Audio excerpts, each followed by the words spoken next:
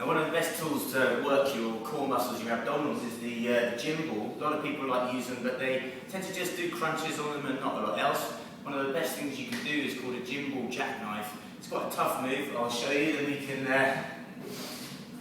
talk through it. So, position the ball.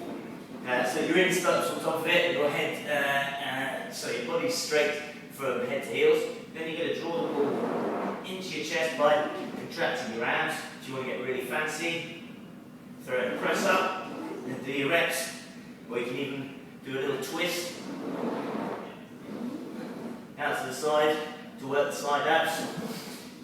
Whatever you're doing, it's tough, but a fantastic move.